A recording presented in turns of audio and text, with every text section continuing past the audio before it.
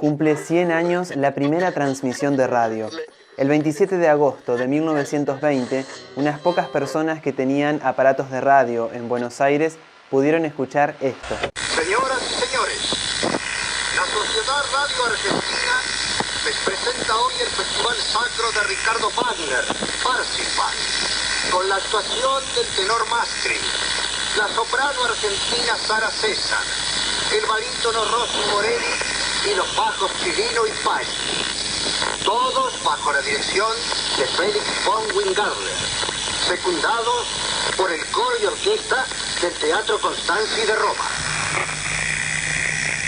De esta manera, si bien ya se habían realizado transmisiones de radio en el mundo, los llamados locos de la azotea inauguraron la radiodifusión o el uso de la radio como un medio de comunicación, ya que dieron inicio a una transmisión regular orientada al público en general y con fines de entretenimiento, muy lejos del uso de comunicación militar que se le había dado a la radio en la Primera Guerra Mundial. Por eso, en 1934, representantes de 40 países que se reunieron en Buenos Aires en el primer Congreso Internacional de Radio reconocieron que la radiodifusión nació el 27 de agosto de 1920. Y para hablar sobre este primer siglo de la radio, estamos en comunicación con Ricardo Valle, que es periodista, escritor, docente universitario y también investigador sobre la comunicación radial. Ricardo, muchas gracias por el contacto y en primer lugar le pregunto, si tuviéramos que definir la radio, ¿qué podría decir? Menuda tarea, ¿no?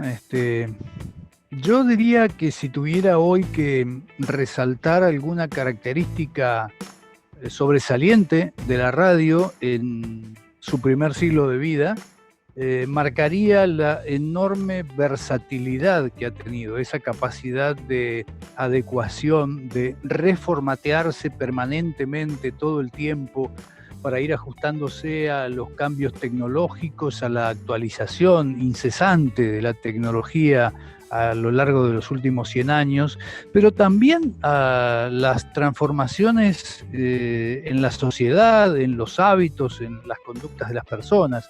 A todo eso se sobrepuso la radio y probablemente por esa formidable versatilidad es que las agorerías que desde hace más de 50 años vienen profetizando su final, no han tenido ningún éxito y la radio sigue ahí, convocante, pujante, lozana, vigente y con una gran capacidad de penetración popular y enormes cotas de credibilidad social.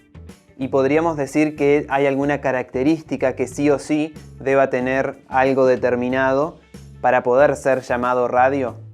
Bueno, ahí podríamos entrar en una espinosa discusión, porque a mí se me ocurre que la mejor radio, la más noble, la más rica de todas, es la que ha sabido encontrar el equilibrio justo entre los ingredientes de su discursividad. Y lamentablemente somos testigos de muchas propuestas radiofónicas ancladas abundantemente en un ejercicio verborrágico exacerbado, en donde la palabra sufre y se desgasta por el uso inclemente que se hace de ella.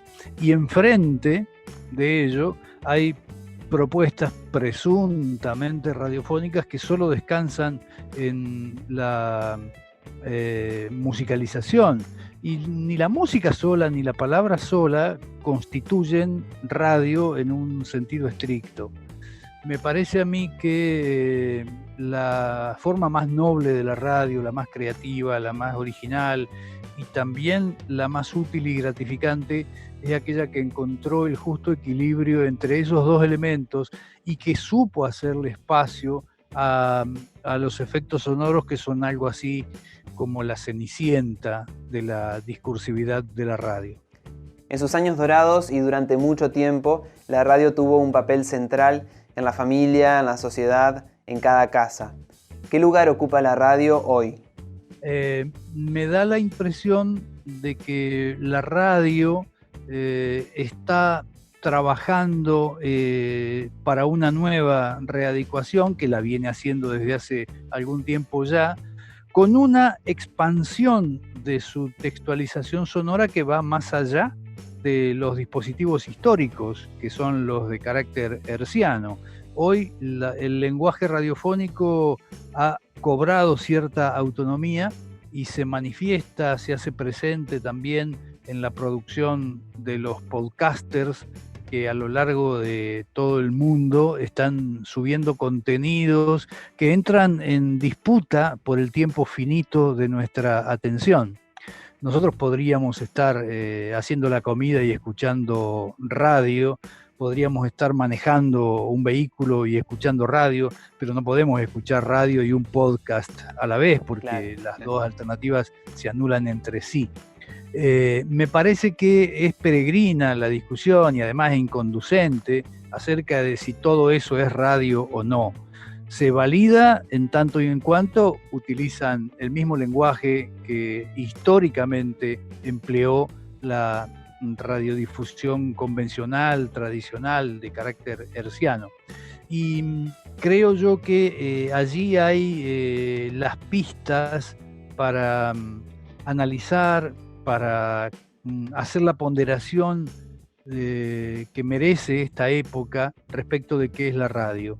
Seguramente va a encontrar sus nichos en un contexto absolutamente distinto al que existió en la época que vos manifestás bien, fue la época más esplendorosa de la radio, la época dorada, antes de la mitad del siglo XX.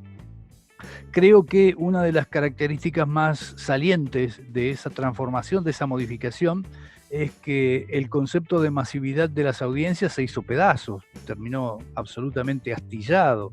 Hoy ya no hay margen para concebir audiencias masivas. Hay un poderosísimo fenómeno de segmentación de las audiencias y hay que extremar los recursos creativos para ir a la pesca de estos recortes atomizados de los públicos, de las audiencias, e intentar ganarlos con las armas más nobles, que son siempre la de la imaginación, el talento y la buena disposición para escuchar, hacerse cargo de cuáles son las expectativas, los gustos, las necesidades de esos sectores e intentar darles legítima cobertura y respuesta desde nuestra producción de sentidos radiofónica. Y hacías una mención a las familias que escuchaban la radio en compañía mutua, ¿no? Todos los miembros de familias que eran numerosas en las casas, estas casas históricas del siglo pasado, las casas chorizos, en donde convivían familias numerosas, en donde estaban padres, abuelos, hijos, tíos, primos, convivientes, y que disponían de un único radioreceptor, que era un mueble de madera bellísimo, madera lustrosa, maravilloso, y todos compartían en ese espacio, y había incluso hasta disputas para que ahora me toca a mí, en este horario elijo yo. Bueno, eso empezó a cambiar cuando algunos ingenieros japoneses introdujeron el transistor, que no solo miniaturizó los equipos, sino que los abarató considerablemente, y cada casa empezó a tener más de un receptor. Pero al mismo tiempo que ocurría esto, el concepto de familia cambió, se modificó, y ya no es tan frecuente encontrar esas familias numerosas de antaño. Inclusive la estructura monoparental prácticamente ha alcanzado niveles equivalentes a lo que fue la estructura familiar de antaño. Y allí, entre todas esas causas de transformación social a nivel individual y comunitario, es donde la radio también ha encontrado espacios para convertirse, reconvertirse, resignificarse y actuar en consecuencias. Así que no hay razón para no creer que lo vaya a hacer nuevamente ahora, un siglo después de su nacimiento.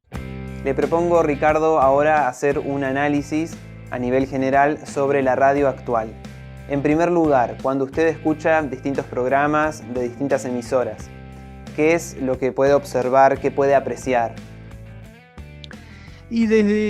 Pero no desde ahora, Francisco, sino desde hace algún tiempo ya, me inquieta, me perturba, me preocupa cierta tendencia muy prevaleciente a una estructura de producción basada en el repentismo y la improvisación como únicas armas, como único recurso.